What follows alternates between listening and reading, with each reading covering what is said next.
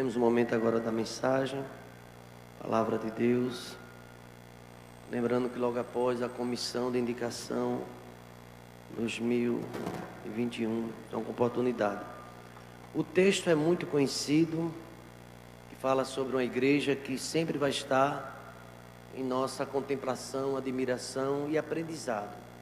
Trata-se de um livro que na verdade é o livro histórico do Novo Testamento, o livro de Atos.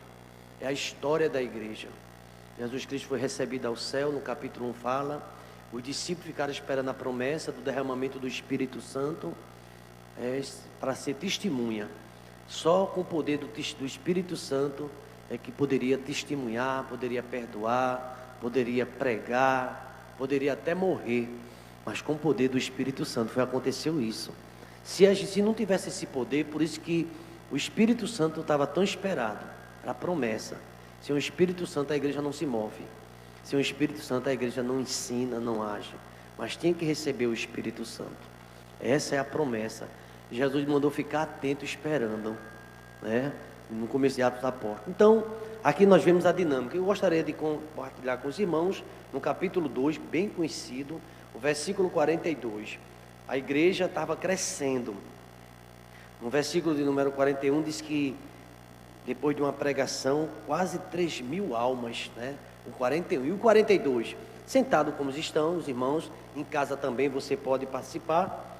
O verso 42 está falando do que está acontecendo com aquela igreja após o derramamento do poder do Espírito Santo.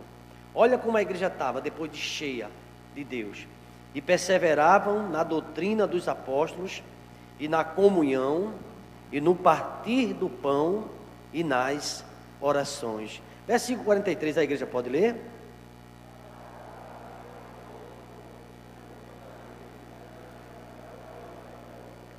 Em cada alma havia temor, e muitas maravilhas e sinais se faziam pelos apóstolos. Todos os que criam estavam juntos e tinham tudo em comum. Vendiam suas propriedades e fazendas e repartiam com todos, segundo cada um tinha necessidade.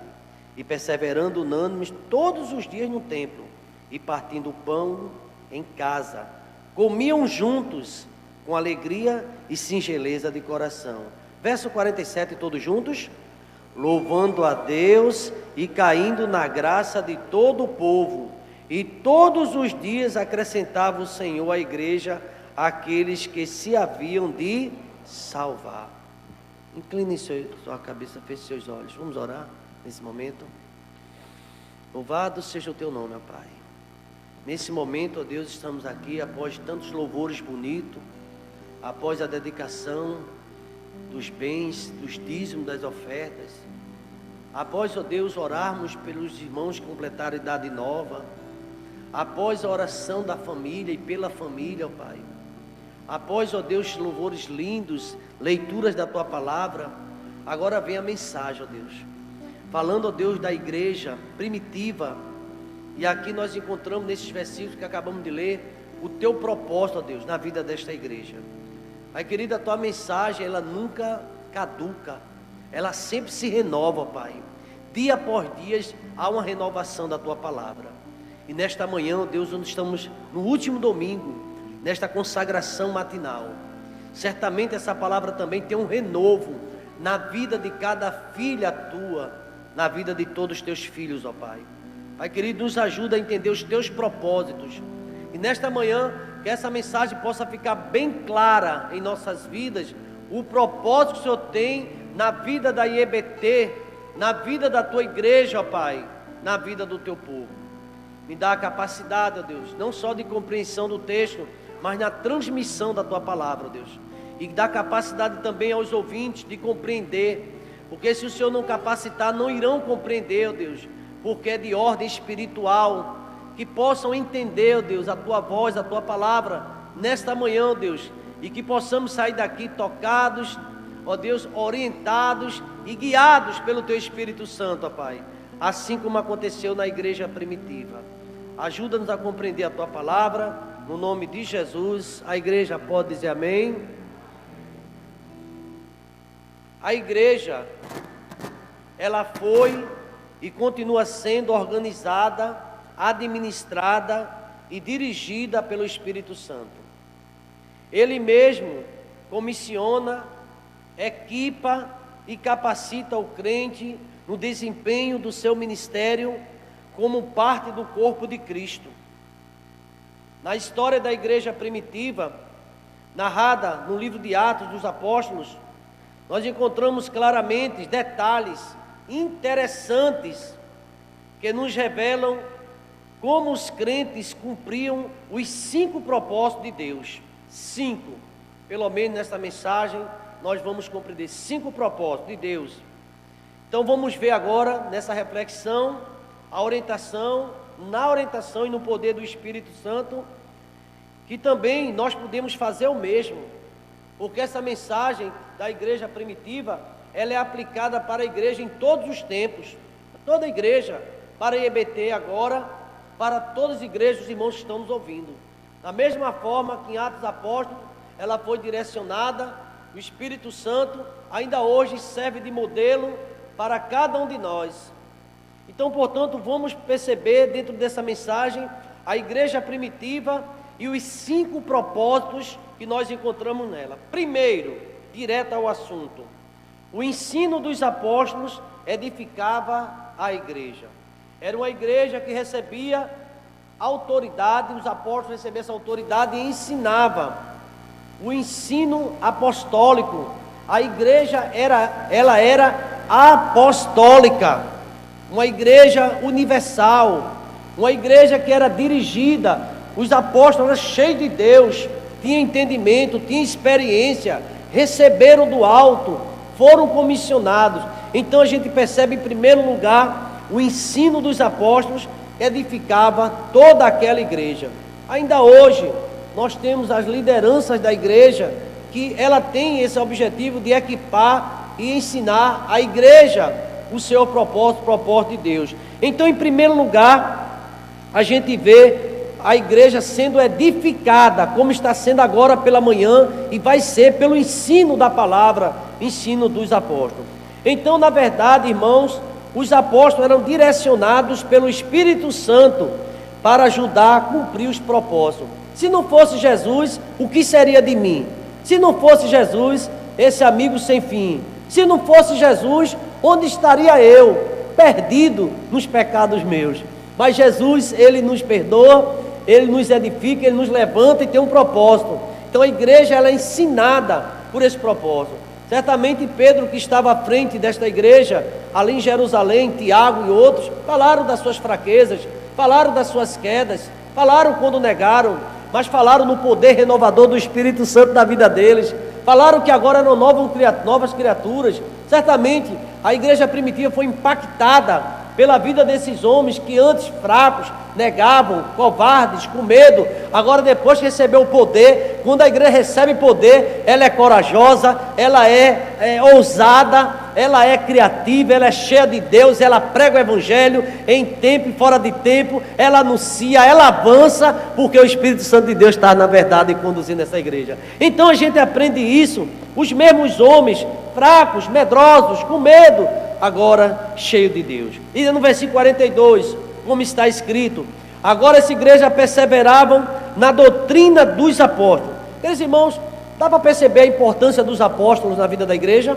Como era importante, e eu diria mais, como é importante ainda hoje a figura do pastor, da liderança na igreja. Embora muito desgastados com esse século, com tantos escândalos, com tantas coisas que acontecem, bastante desgastados, está realmente ministério pastoral, que tantos conceitos a respeito dos homens de Deus, pelo testemunho até ruim de alguns, e a igreja tem sofrido, mas a gente aqui destaca a importância dos apóstolos na igreja primitiva, e lá já existia dificuldade, como Judas, que não foi um bom testemunho, como o próprio Ananias e Safira, que era um casal que estava à frente também ali da igreja, e por mau testemunho também, eles caíram capítulo 5 de Atos registra aquele casal que eram lideranças mentindo para o Espírito Santo. Já naquela época havia os mentirosos, havia aquelas pessoas que causavam problemas e dificuldade no ministério.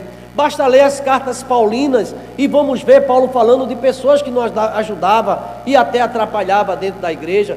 Mas a importância aqui destaca os apóstolos que perseveravam, a igreja que perseverava na doutrina dos apóstolos. Esse texto que nós lemos aqui em Atos 2, 42 e diante, ele fala da missão que os apóstolos haviam recebido de Jesus Cristo na grande comissão. A gente tem que atrelar esse texto a Mateus capítulo 28, a partir do versículo 20, quando Jesus, ele comissiona a sua igreja, os seus discípulos. Eu não sei se você sabe, jovem, adolescente, irmãos aqui presentes, você é comissionado, você é comissionada, você é discípulo, então é comissionado por Deus para uma missão. Todos que estão aqui, sem exceção, têm uma missão da parte de Deus para os dias de hoje. Nós fomos chamados e temos uma missão. Todos que têm um chamado de Deus precisam lembrar, sair para fora, ou seja, estar atento à chamada de Deus, à eclesia, ao trabalho da igreja. E aqui em Mateus 28, versículo 20, fala da grande comissão.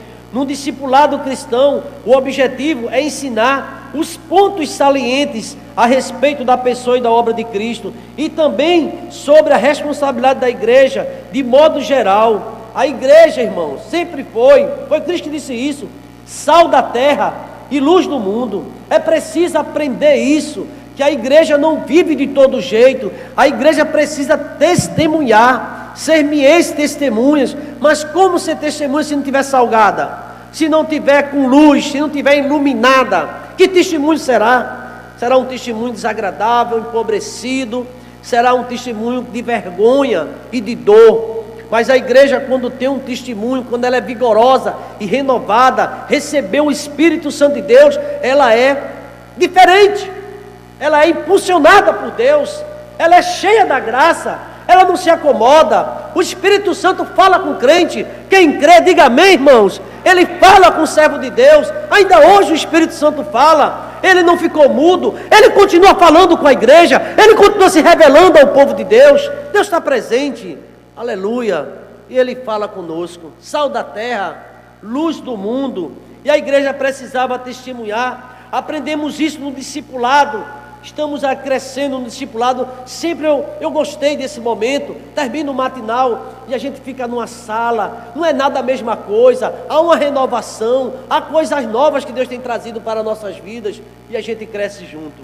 Queridos irmãos, a conversão, aceitou a Cristo, é o começo da vida cristã. Certa vez eu me lembro que eu dei um estudo aqui na igreja, ainda no começo, bem no comecinho do meu ministério, como evangelizar. E eu fui dar esse estudo aqui, era um estudo também com proposta de crescimento discipulado. A primeira coisa de um discipulador, de alguém que quer evangelizar, ou que deseja, postula, ensinar os outros, falar de salvação, é ser salvo. Vai ser muito difícil uma pessoa falar de eternidade, de vida eterna e de salvação, se não crê nisso. Primeiro lugar, é preciso a igreja ter essa conversão. Por isso que a gente vê a definição de igreja, grupo de pessoas transformadas, convertidas. Se você não sabe, não tem certeza da sua salvação, como falar dela? Como falar do céu se a gente não acredita nele? Jesus disse assim lá em João 5,24: em verdade vos digo, quem ouve a minha palavra e crê naquele que me enviou, tem a vida eterna e não entrará em condenação, mas passou da morte para a vida. Se a gente acredita nesses pressupostos bíblicos, nessa revelação da palavra, a gente fala com amor, fala que tem um céu, fala que Jesus está vivo, fala que ele ressuscitou. Mas em primeiro lugar, a igreja precisa, os apóstolos que ensinavam, eles falavam testemunho, eles diziam assim, eu vi o túmulo vazio. Eles diziam isso, eu fui lá, eu vi o túmulo vazio, eu vi Jesus sendo assunto ao céu, eu vi as últimas palavras dele, eu vi ele dizendo que a gente tinha que permanecer, perseverar. Eu vi quando ele disse, eu sou testemunho ocular, quando ele disse assim, olha, eu tenho dito isto para que em mim tenhas paz, no mundo tereis aflições. Essa aflição que a gente está tendo agora, perseguição, eu ouvi ele dizer, mas ele disse: tende bom ânimo, eu venci, e ele venceu. A cruz está vazia, o túmulo está vazio. Então a gente precisa pregar essa mensagem. Impressionante, irmãos, que os apóstolos pregavam com tanto vigor, com tanta alegria, que as autoridades, mesmo que não acreditaram em Jesus, assim, eles estiveram com Jesus. Só pode ser, eles estiveram com Jesus Cristo. Eles têm certeza do que está falando. Você quer ver uma mensagem muito fria, desanimada, acanhada, apodrecida? É alguém que está pregando que não acredita naquilo que prega. Não acredita. Como é que ele vai pregar numa coisa que ele não acredita? Ele não vai ter alegria. Então, os apóstolos, sim, eles estavam capacitados para ensinar e edificar a igreja de Cristo. Deve haver perseverança de quem realmente prega a palavra, porque a jornada não é fácil. Em Jerusalém, perseguições continuavam e aumentavam, e os discípulos precisariam ter esperança da revelação desta palavra, o que Deus falou, porque senão eles iriam desanimar. Estavam trancados, fechados, confinados no cenáculo, com medo da rua, com medo de pregar. Mas depois que o Espírito Santo desceu, acabou, eles foram para a rua: pode me matar, eu não posso deixar de falar do que eu tenho visto e ouvido. E pregava com alegria a palavra do Senhor e ensinava a igreja. E quanto mais matavam eles, mais a igreja crescia. Quanto mais eles perseguiam os discípulos, mais eles tinham autoridade de falar. Pode prender, pode o carrasco dar uma pisa forte, pode colocar ele no tronco, se não amarrou a boca eles cantam, não adianta. Quem são esse povo? Gamaliel, na sua sabedoria, deixa esse povo, deixa eles, porque se for uma falsa doutrina, uma revelação, daqui a pouco eles param. Já aconteceu isso no passado. Agora tenham cuidado para não se achar lutando com Deus, porque se esses irmãos estiverem cheios de Deus mesmo, ninguém pode parar a obra de Deus, ninguém pode parar a igreja que é edificada na doutrina dos apóstolos, não pode parar, ensinada a verdade do Evangelho. Queridos irmãos, esse é o primeiro propósito, nos torna comprometidos com Deus, além de nos livrar de vivermos como crianças, enganados de toda espécie de falsa testemunha, não sabe discernir entre o bem e o mal, não tem iniciativa, parece que muitos vivem como robô, aperta, dá uma cordazinha, solta e faz. Tem que ter iniciativa. Eu sei o que é que tem para fazer, Deus tem falado comigo, eu vou fazer. Não porque alguém manda, mas é porque eu estou sentindo o chamado de Deus na minha vida. Eu sou direcionado por Cristo. Agora eu tenho aprendido com meus apóstolos, como eu tenho aprendido com meus pastores, eram edificados na doutrina dos apóstolos. Se tem alguém mais observado da igreja, eu não conheço ninguém mais observado do que os pastores. Ninguém queira ser a Bíblia chega a dizer, ninguém quer ser mestre, porque vai vir um maior peso. Mas não sei por que as pessoas falam muito de mim, porque tu é pastor, porque é líder, porque tu decidiste ser mestre, falaste diante da igreja, da grande congregação: eu sou pastor, eu estou para servir a Deus, e a igreja acreditou em mim, em você que é pastor. E assim a gente vai realmente investir, orar por você, e hoje você é pastor, por isso vai ser cobrado mais do que qualquer diácono, qualquer irmão, porque a gente tem que ser exemplo dos fiéis da palavra, no procedimento, em ações, exemplo de tudo. E os discípulos estavam ali na frente, ensinando. Então a igreja, o propósito dela, primeiro, a igreja era edificada na doutrina dos apóstolos. Segundo lugar, e eu quero com objetividade, em segundo lugar, a igreja não só vivia no primeiro como ensino dos apóstolos, que edificava a igreja, mas a comunhão era vivida com profundidade. Amados irmãos, eu certa vez estava numa matéria no seminário, na disciplina Crescimento da Igreja, e um seminarista muito brincalhão, sempre tem: mas como é que a minha igreja pode crescer eu estando aqui? Semana toda dentro do seminário. Deveria ter outro método de ensinar a gente. A igreja está tendo um culto agora, eu estou aqui. Como é que ela pode crescer se eu não estou lá? Aí ficaram rindo, né, o pessoal. Eu preciso estar na igreja. Tem pessoas que acham que não precisa estar na igreja mais não, fica de longe. Você quer sua igreja crescendo? Você é igreja. Você faça a sua parte. Você faça a sua parte. Você nunca vai deixar. Faça a sua parte. Não fique esperando alguém dizer não. Você já sabe que tem trabalho. Você sabe o que tem que fazer. Não fique esperando. Ou alguém insistindo, alguém derramando sangue lhe chamando. Não, eu vou. Não é porque pastor. Eu vou porque eu sei que Deus me chamou para esta obra. E vai, e evangeliza. Agora tem que ser comunhão, e essa comunhão com profundidade, para sentir também a luta do seu irmão e a dor dele. Lucas fez esse registro, impressiona. Veja esse registro, no capítulo 40, versículo 44. Todos que criam estavam juntos e tinham tudo em comum. É muito forte esse texto. Por isso que alguns seminários também perguntou: ô pastor, olhe, essa igreja existiu? Ele perguntou também. Aí o pastor olhou para ele: porque existiu? Porque hoje parece que a gente não está mais juntos, a gente não está tão unido como deveria estar. E ele falou de uma experiência lá da igreja dele. Lucas fez esse registro: todos que acreditavam estavam juntos e tinham tudo em comum. É nesse ponto que a igreja cresce. Quando todos querem, é jejum, então vamos jejuar. É trabalho, então vamos trabalhar. Não vamos deixar o irmão só. Porque um limpando um determinado mato sozinho vai cansar, 2 melhora, 5 melhora, 10 vai trabalhar de uma forma mais tranquila. Agora se um pegar o peso só, e os outros ficarem, nem te ligam, faz de conta que eu não estou vendo, indiferença. Todos estavam juntos, na hora do bom e na hora do pesado, todos estavam juntos. Eu vi uma expressão que diz assim: quem come a carne rói o osso. Você já viu isso? Comeu a carne agora, irmão, vamos roer osso? Vem uns tempos difíceis. Vem as batalhas, vem pandemia, vem vírus, mas a igreja está junto, ajudando um ao outro, consolando, chorando com os que choram. É nesse ponto que há um grande destaque. A igreja primitiva, ela vivia intensamente o propósito da comunhão. A palavra comunhão, ela deriva do grego koinonia, cujo sentido aponta para associação, fraternidade, relacionamento mais íntimo, com profundidade, generosidade, compartilhamento. Isso é viver a igreja, compartilhando a dor, a alegria, casa em casa. Percebe que esse propósito é muito bom, a unidade, é viver a união. Não significa que não tinha diferença. A gente vai ver, lendo o livro de Atos, algumas dificuldades entre os próprios apóstolos, mas tinham algo em comum. Era a glória de Deus, a evangelização. Então aqui, irmãos, fala de grupos pequenos, em lares, revelam-se mais poderosa ferramenta para aprofundar a comunhão, pelo relacionamento, porque há espaço para compartilhar de vida com liberdade. É um ambiente familiar, é um ambiente acolhedor. E a gente já teve muitos pequenos grupos aqui na nossa igreja, e a gente pretende voltar no tempo de Deus. Aqueles grupos que vai ali um líder, numa casa, reúne 2, 3, e a gente cresce. Por isso que não sai do meu coração discipulado nunca. Quem quiser fica enjoado de discipulado, eu não vou enjoar nunca. Eu acho que eu vou ficar bem velhinho e querendo uma turma de discipulado para compartilhar. É muito importante, irmãos.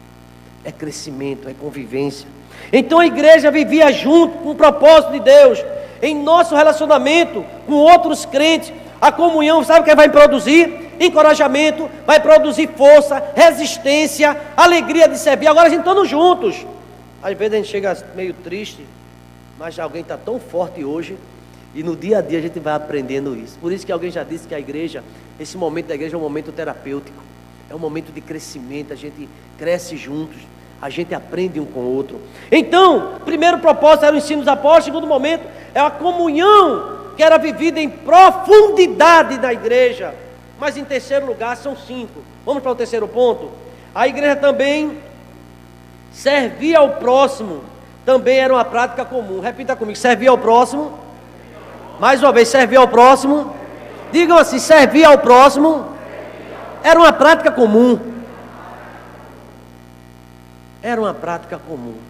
Servir ao próximo, ajudar o outro, nunca deixar. Eu estava limpando mato essa semana aqui, foi a semana ontem. Aí passou uma jovem, né? Acho interessante essa jovem, Sabrina. Ela está ali, a nossa engenheira, né? E um dia está terminando o curso. E ela passou. Na família dela tem alguém evangélico? Ninguém é evangélico, né? Persevera essa jovem, viu? É porque a gente às vezes não conhece, né? Impressionante o testemunho de Sabrina. Ela passou e me viu e fez: pastor, o senhor aceita um copo com água? E estava pegando fogo mesmo ali. Entendeu o que eu quero dizer? Ela sentiu a necessidade de oferecer um alívio ali. O senhor quer água? Eu achei tão forte aquilo ali. Eu disse: obrigado, eu acabei de tomar. Aí daqui a pouco eu vou de novo. Se o senhor quer, eu vou trazer agora. Não, obrigado. E ela foi caminhando. A igreja se coloca à disposição, vendo a necessidade do outro. Eu já tive a ocasião aqui na igreja de mandar mensagem quem estava trabalhando, daqui a pouco chegava um suco, chegava um refrigerante, chegava até bolo. Muitas vezes eu não sabia nem o que era. A irmã, na hora que viu, eu não posso ajudar não, mas vou mandar um bolo agora. Vou mandar um suco agora.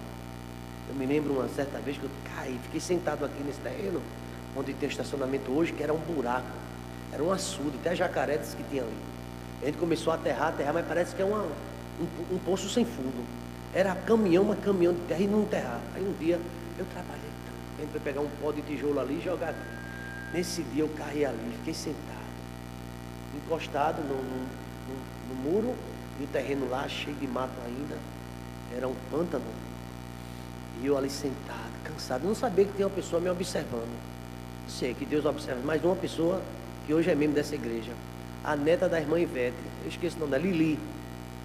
Aí Lili olhou, eu não estava vendo. Ela correu, preparou o negócio, eu estava sem força saber nesse dia, já era umas 10h30 para 11 horas da manhã. O almoço ainda não estava nem cheirando, demorou nesse dia para entrar um fogo, porque às vezes fica cheirando cedo, né? Já dá uma esperança na gente, nesse dia nem cheirando estava. Aí daqui a pouco lá veio um gordinho, hoje está um homão, né? É um menino, trouxe assim, olha, a mamãe mandou, quem é? Ela fez assim para mim, como um pouco, o saco vazio não se põe de pé. Ela viu isso, meu Deus, e não teve demora. Quando eu dei a primeira bocanhada, apareceu uns 5 que já veio também, tá? Mas vamos aqui que chegou esse negócio aqui. A igreja vivia unida, profundamente tocada, e ajudava um ao outro. 1 quilo de alimento, às vezes trazia 2, é para meu irmão. Então, esse segundo ponto é tão interessante, não é? Viver a comunhão, mas também servir ao próximo, era uma prática comum. É no versículo 45, olha o 45, o que é que diz? Verso 45: vendiam as suas propriedades e fazendas e repartiam com todos, segundo cada um tinha necessidade. É muito forte isso aqui. Eu não posso ajudar ninguém, esse dinheiro eu nem contava, mas não posso ajudar ninguém. Eu me lembro que uma certa vez lá na empresa, a gente fazia no final do mês uma cotinha, porque todo mundo dava 2 tickets de restaurante, que recebia o talão e dava 2. Tinha uma sala que nunca podia ajudar, e ele trabalhava a esposa, e tinha, mas ele, não posso, eu estou quebrado, vocês não percebem me oferecer nada. Ele terminava comendo com a gente, na hora, né, de repartir, ninguém dava. Tinha um que falava, não dá ele não, tem um que dizia, dá não, que esse cara não dá nada. Você sabe que o pessoal do mundo não perdoa não. Dá não, pastor, se o senhor der eu não vou entrar mais nessa cota não, todo mundo dá menos ele. Aí eu disse, realmente rapaz, aí dá uma, não posso, mas sabe o que mais sim, que ele recebeu e comia, tá tão gostoso. Tem gente que só quer pegar fácil, sabe disso não? Olha que é um molinho. Aí ele nada, né? E quando foi um dia, aí nesse dia o negócio pegou. Todo mundo, vamos fazer a cota. Só que teve um decreto lá do prefeito, que todo mundo, sem saber, sem esperar, tinha umas horas extras atrasadas e tinha que ter o ticket. Aí todo mundo ganhou 50 tickets a mais, fora o que a gente ganha. Ganhou quantos? 50. Todo mundo comemorou, era gente gritando, vamos para a cota. Ele fez, eu não posso não. Eu disse, miserável da Costa Alca. O pessoal disseram as coisas para ele. Tu nem sabia que ia receber 50 a mais, já não tem. Fique sabendo, tem gente que nunca vai ter. E tem gente que do pouco que tem, tira um pouquinho e contribui. Eu me lembro da irmã Sebastiana, me permita falar, diaconisa. Que experiência na minha vida pastoral eu tive com aquela irmã. Todas as campanhas da igreja ela chegava junto. Todas. E vivia de pensão. Eu dizia, mas irmã Sebastiana, não, dá sim. Ainda ajudava a filha. Como é isso? Me explica como é isso. Eu tenho alegria de servir. É pouquinho, mas eu dou. O pastel é comigo. E tem gente que nunca chega junto. Tu não recebeu 50 tiros. Não, mas aqui também. Todo mundo está. Nesse dia ninguém deu nada a ele. Comeu e ele olhando. Teve até partir para a briga. Porque você sabe que o negócio. Que ele ainda ficou olhando e fez. Tem uma pontinha para mim. Vai para lá, rapaz. A igreja primitiva vivia em profunda comunhão, ajudando um ao outro. A essência do amor, sabe o que é na visão daquela igreja? É buscar o bem-estar do outro. Todo mundo sabe o que é que está em João 3,16, sabe? O que é que está? Vamos lá? Porque Deus de tal maneira para que todo aquele que nele crê, mas tenha. Isso é João quanto? Agora 1 João 3,16. Alguém lembra? A gente não decora isso não. Mas eu queria que a igreja abrisse a sua Bíblia. Coloca aí, 1 João. Coloca aqui no Data Show. 1 João 3,16. A gente acabou de ler João 3,16. Agora, 1 João 3,16. Vê o que o apóstolo do amor fala. Isso é muito forte, viu? 1 João 3,16. Já está aqui. Todos juntos, vamos lá? Conhecemos o amor nisto, que Ele deu a sua vida por nós. E nós devemos...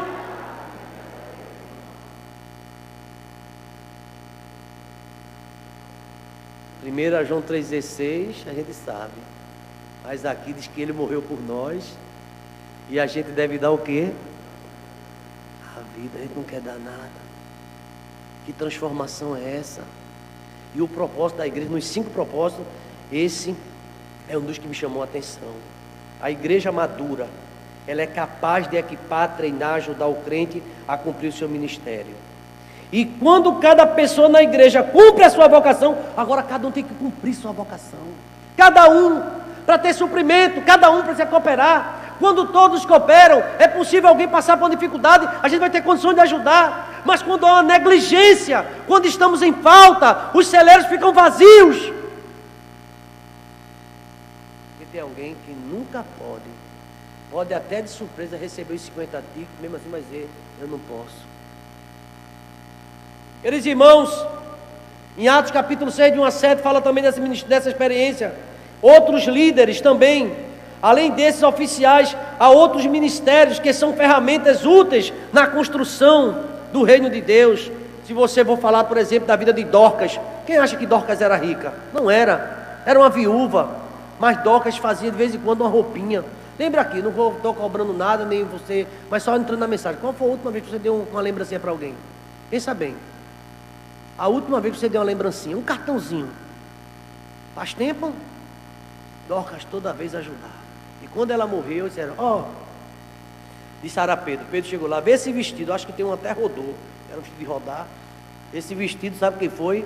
Foi ela que me deu. Vê que blusa bonita. Chorando as lágrimas, né? É bonita, Pedro disse, foi ela que me deu. Aí outra disse assim, quando Pedro entrar no quarto a orar, ela fez, olha essa percata. Linda, foi ela que me deu. A igreja vivia desse jeito, irmãos. Aí, crescia.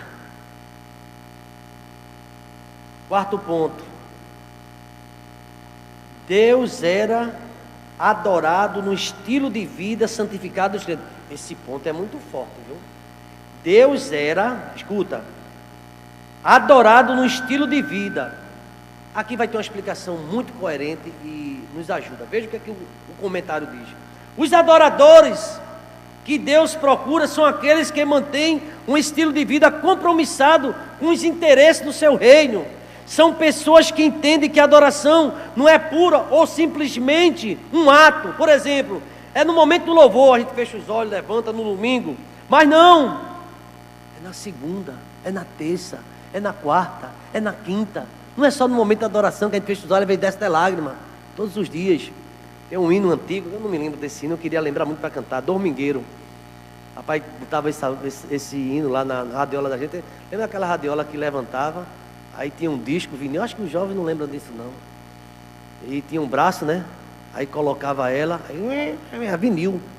Aí tinha uns LP grande, aí o camarada cantava. Domingueiro nunca queira ser, no domingo ser o santarrão. Na segunda, terça, quarta, quinta e sexta, sábado não é santo não. O cara é santo só no domingo.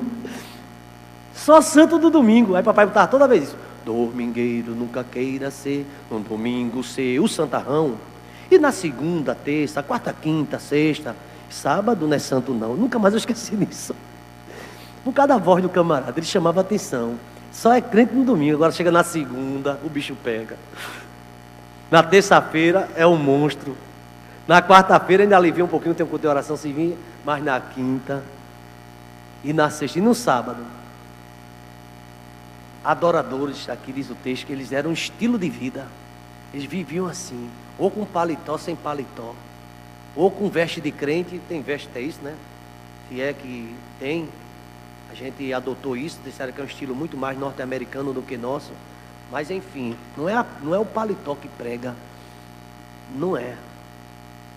Enfim, é muito forte esse estilo de vida. A igreja primitiva também, ela cumpria o quarto propósito, era exatamente isso: diariamente perseverava unânime no templo, partia pão de casa em casa, tomava suas refeições com alegria, singeleza de coração, verso 46, e perseverava unânime todos os dias no templo. Tem pessoas que adoram estar no templo, pessoas que vêm pegando no empurrão, sabe disso, né? Estou falando alguma besteira aqui, mas não vem. Mas é muito bom estar na igreja, estar no templo, os matinais. É uma conclusão minha, não quero que ninguém se chateie com isso. Eu fico impressionado, o crente é vizinho da igreja, está acontecendo o culto e dorme até dar uma dor, mas não vem para a igreja. A não ser quando é para pregar ou dirigir, aí acorda e vem. Que é isso? Mas eu sei que tem gente que tem que acordar cedo para trabalhar. Não vem porque não quer não, vem porque tem que trabalhar. Ou tem que cuidar da criança, ou tem que estar indo para a escola. Estou falando de casa, cada casa é um caso, né? Aqueles que podem vir. Mas ele diz aqui que havia um compromisso, presta atenção nisso, havia um compromisso de cultuar, glorificar, de expressar algum tipo de adoração a Deus no templo, mas também no dia a dia, eles adoravam a Deus. Isso acontecia pelo modo obediente e feliz que a igreja vivia. E agora, terminando o quinto ponto e último, a gente falou de 5 princípios. Vamos ficar de pé? Eu já fiquei de pé esse tempo todo, irmãos, se puder ficar, fique de pé também. A gente falou da igreja primitiva e 5 propósitos, né? Primeiro propósito, o ensino dos apóstolos, edificava a igreja, a comunhão de cada crente em profundidade.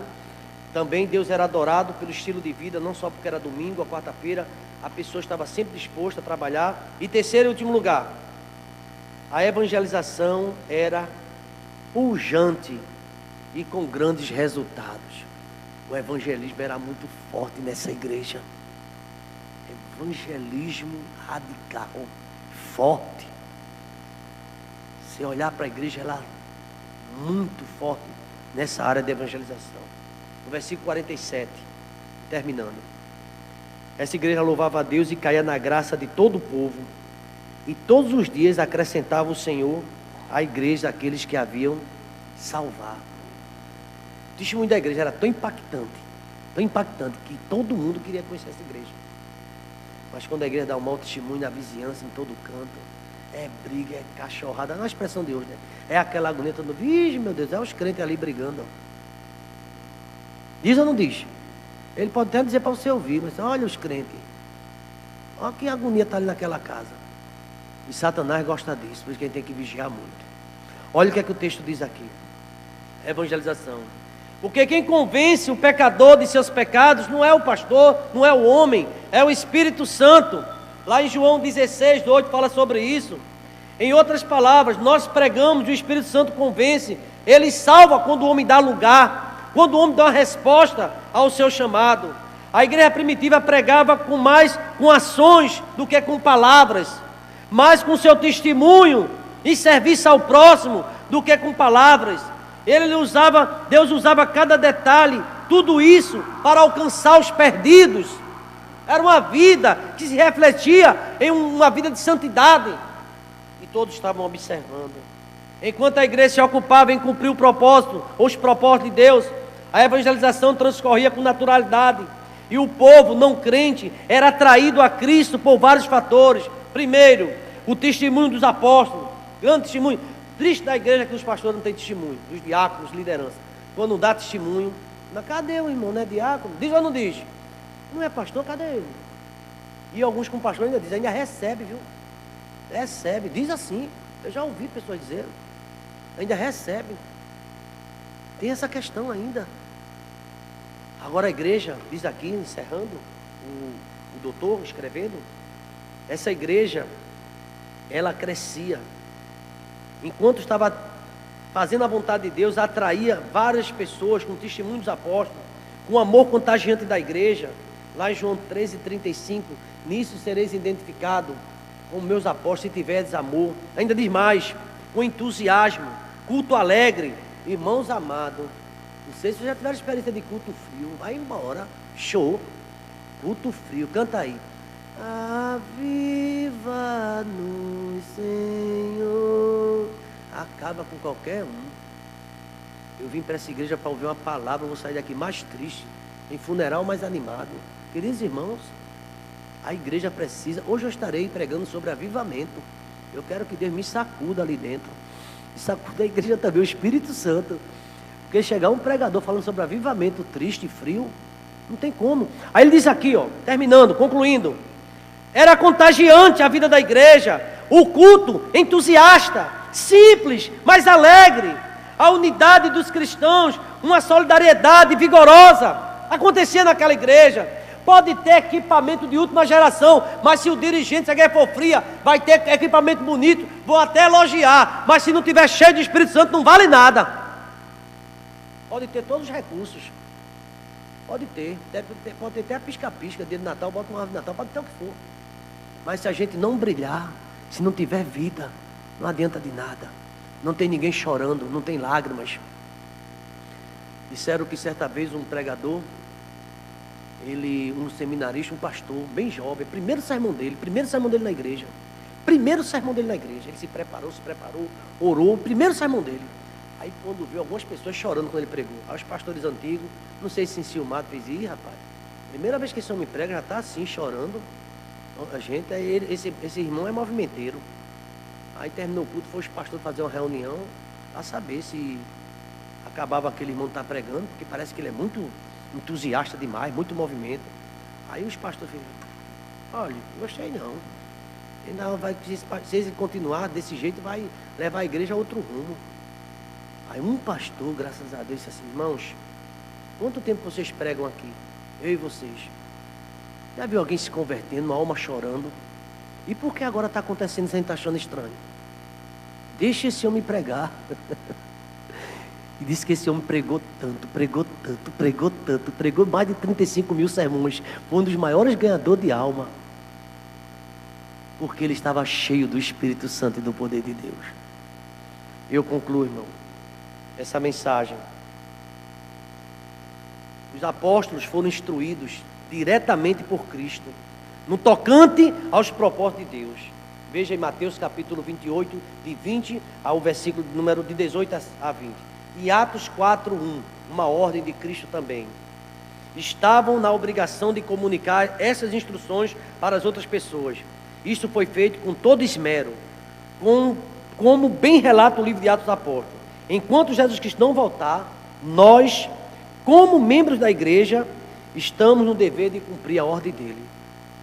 Nós precisamos ser mais alegres, mais entusiastas, mais vigor nos cultos, mais amor. Se é professor, se esforce para isso.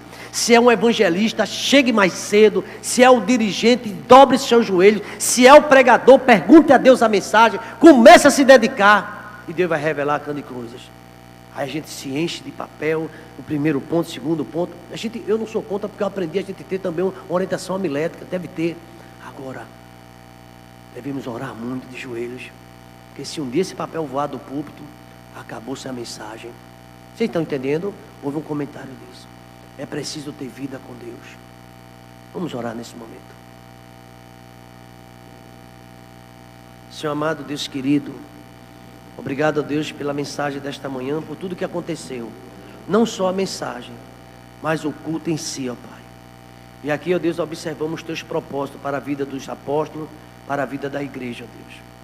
Ajuda-nos, ó Deus, a cumpri-lo com amor, com alegria, como diz o Salmo 100. Servir ao Senhor com alegria e apresentar-vos diante dele com cântico.